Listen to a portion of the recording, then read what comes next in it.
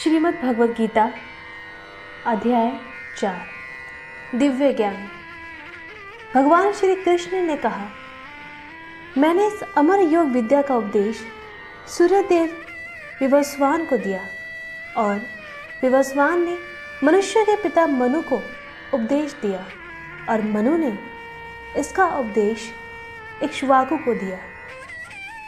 इस प्रकार यह परम विज्ञान गुरु परंपरा द्वारा प्राप्त किया गया और राजर्षियों ने इसी विधि से इसे समझा, किंतु कालक्रम में यह परंपरा छिन्न हो गई। अतः यह विज्ञान यथारूप में लिप्त हो गया लगता है। आज मेरे द्वारा वही ये प्राचीन योग यानी परमेश्वर के साथ अपने संबंध का विज्ञान तुमसे कहा जा रहा है, क्योंकि तुम मेरे भक्त तथा मित्र हो। अतः तुम इस विज्ञान के दिव्य रहस्य को समझ सकते हो। अर्जुन ने कहा, सूर्यदेव विवस्वान आपसे पहले हो चुके अर्थात ज्येष्ठ हैं, तो फिर मैं कैसे समझूं कि प्रारंभ में भी आपने उन्हें इस विद्या का उपदेश दिया था। श्री भगवान ने कहा, तुम्हारे तथा मेरे अनेकानेक जन्म हो चुके हैं। मुझे तो उन सबका स्मरण है, किंतु हे परंतप, तुम्हें उनका स्मरण नहीं रह सकता है। यद्यपि मैं अजन्मा तथा अविनाशी हूँ और यद्यपि मैं समस्त जीवों का स्वामी हूँ, तो भी प्रत्येक युग में मैं अपने आदि दिव्य रूप में प्रकट होता हूँ। हे भरतवंशी, जब भी और जहाँ भी धर्म का पतन होता है और अधर्म की प्रधानता होने लगती है, तब तब मैं अवतार लेता हूँ। भक्तों का उद्धार करने, दुष्टों का विनाश करने तथा धर्म की फिर से स्थापना करने के लिए मैं हर युग में प्रकट होता हूँ। हे अर्जुन, जो मेरे आविर्भाव तथा कर्मों की दिव्य प्रकृति को जानता है, वह इस शरीर को छोड़ने पर इस भौतिक संसार में पुनः जन्म नहीं लेता, अपितु मेरे सनातन धाम को प्राप्त होता है। आसक्ति, भय तथा क्रोध से मुक्त होकर, मुझ में पूर्णतया तन्मय होकर और मेरी शरण में आकर बहुत से व्यक्ति भूतकाल में मेरे ज्ञान से पवित्र हो चुके हैं। इस प्रकार से उन सबों ने मेरे प्रति दिव्य प्रेम को प्राप्त किया है। जिस भाव से सारे लोग मेरी शरण ग्रहण करते हैं, उसी के अनुरूप मैं उन्हें फल देता हूँ। हे पार्थ, प्रत्येक व्यक्ति सभी प्रकार से मेरे पथ का अनुगमन करता है। इस संसार में मनुष्य सकाम कर्मों में सिद्धि चाहते हैं, फलस्वरूप वे देवताओं की पूजा करते हैं। निसंदेह इस संसार में मनुष्यों को सकाम कर्म का फल शीघ्र प्राप्त होता है। प्रकृति के तीनों गुणों और उनसे संबंध कर्म के अनुसार मेरे द्वारा मानव समाज के 4 विभाग रचे गए। यद्यपि मैं इस व्यवस्था का सृष्टा हूँ, किंतु तुम ये जान लो कि मैं इतने पर भी अव्यय का करता हूँ।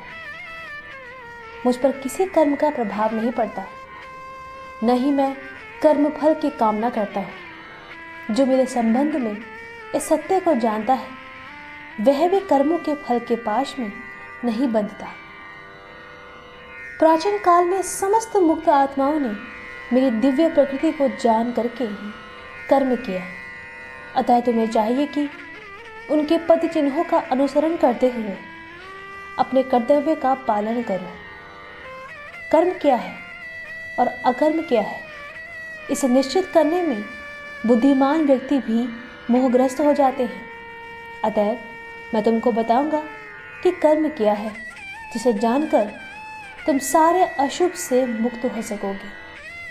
कर्म की बारीकियों को समझना अत्यंत कठिन है, अतः मनुष्य को चाहिए कि वह ये ठीक से जाने कि कर्म क्या है, विकर्म क्या है और अकर्म क्या है।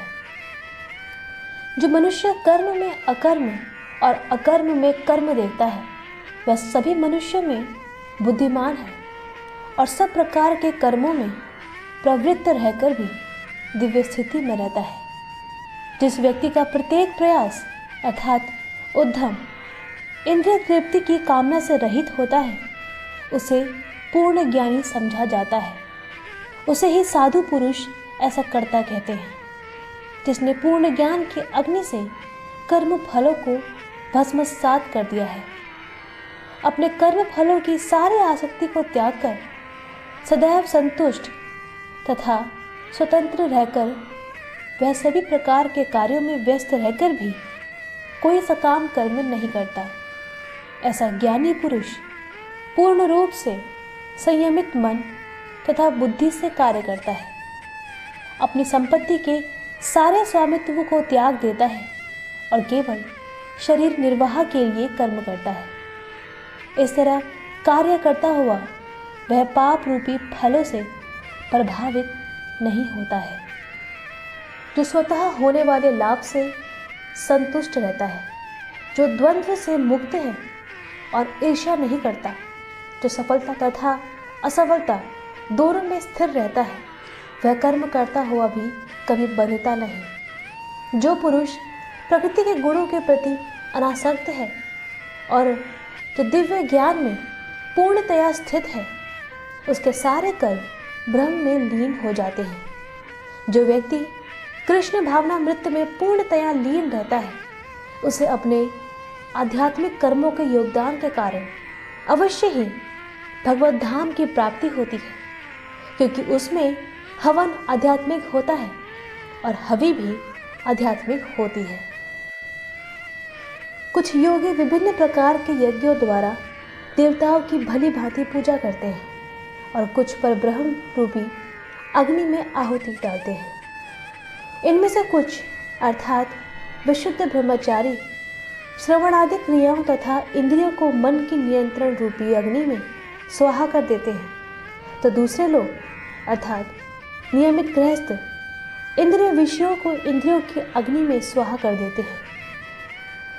दूसरे जो मन तथा इंद्रियों को वश में करके आत्म साक्षात्कार करना चाहते हैं, संपूर्ण इंद्रियों तथा प्राणवायु के कार्यों को संयमित मन रूपी अग्नि में आहुति कर देते हैं।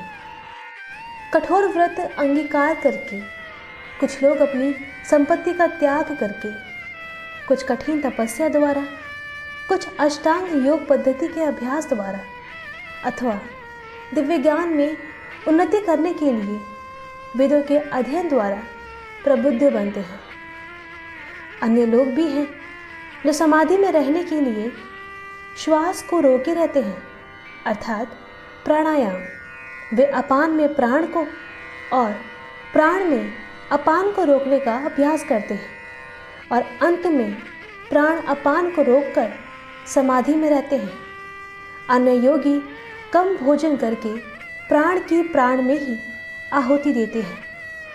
ये सभी यज्ञ करने वाले यज्ञों का अर्थ जानने के कारण पाप कर्मों से मुक्त हो जाते हैं और यज्ञों के फल रूपी अमृत को चखकर परम दिव्य आकाश की ओर बढ़ते जाते हैं। हे कुरुश्रेष्ठ, जब यज्ञ के बिना मनुष्य इस लोक में या इस जीवन में ही सुखपूर्वक नहीं रह सकता, तो फिर अगले जन्म में कैसे रहेगा? ये विभिन्न प्रकार के यज्ञ वेद संपत्त हैं और ये सभी विभिन्न प्रकार के कर्मों से उत्पन्न हैं। इन्हें इस रूप में जानने पर तुम मुक्त हो जाओगे। हे परतंप, द्रव्य यज्ञ से ज्ञान यज्ञ श्रेष्ठ है। हे पार्थ, अंततोक्तत्वा सारे कर्म यज्ञों का अवसान दिव्य ज्ञान में होता है। तुम गुरु के पास जाकर सत्य को जानने का प्रयास करो, उनसे विनित होकर जिज्ञासा करो और उनकी सेवा करो। स्वरूप सिद्ध व्यक्ति तुम्हें ज्ञान प्रदान कर सकते हैं, क्योंकि उन्होंने सत्य का दर्शन किया है। स्वरूप सिद्ध व्यक्ति से वास्तविक ज्ञान प्राप्त कर चुकने पर तुम पुनः कभी ऐसे मोह को प्राप्त नहीं होंगे, क्योंकि इस ज्ञान के द्वारा तुम देख सकोगे कि सभी जीव परमात्मा के अंश स्वरूप हैं, अर्थात वे सब मेरे हैं। यदि तुम्हें समस्त पापियों में भी सर्वाधिक पापी समझा जाए तो भी तुम दिव्य ज्ञान रूपी नाव में स्थित होकर दुख सागर को पार करने में समर्थ होंगे। जैसे प्रज्वलित अग्नि ईंधन को भस्म कर देती है, उसी तरह हे अर्जुन, ज्ञान रूपी अग्नि भौतिक कर्मों के समस्त फलों को जला डालती है। इस संसार में दिव्य ज्ञान के समान कुछ भी उदात्त तथा शुद्ध नहीं है। ऐसा ज्ञान समस्त योग का परिपक्व फल है। जो व्यक्ति भक्ति में सिद्ध हो जाता है, वह यथा समय अपने अंतर में इस ज्ञान का आस्वादन करता है। जो श्रद्धालु दिव्य ज्ञान में समर्पित है और जिसने इंद्रियों को वश में कर लिया है, वह इस ज्ञान को प्राप्त करने का अधिकारी है और इसे प्राप्त करते ही वह तुरंत आध्यात्मिक शांति को प्राप्त होता है। किंतु जो अज्ञानी तथा श्रद्धा विहीन व्यक्ति शास्त्रों में संदेह करते हैं, वे भगवत भावना मृत्यु नहीं प्राप्त करते, अपितु नीचे गिर जाते हैं। संशयात्मा के लिए न तो इस लोक में न ही परलोक में कोई सुख है। जो व्यक्ति अपने कर्म फलों का परित्याग करते हुए भक्ति करता है और जिसके संशय दिव्य ज्ञान द्वारा विनष्ट हो चुके होते हैं, वही वास्तव में आत्मपरायण है। हे धनंजय, वह कर्मों के बंधन से नहीं बनता। अतएव तुम्हारे हृदय में अज्ञान के कारण जो संशय उठे हैं, उन्हें ज्ञान रूपी शस्त्र से काट डालो। हे भारत, तुम योग से समन्वित होकर खड़े हो और युद्ध करो।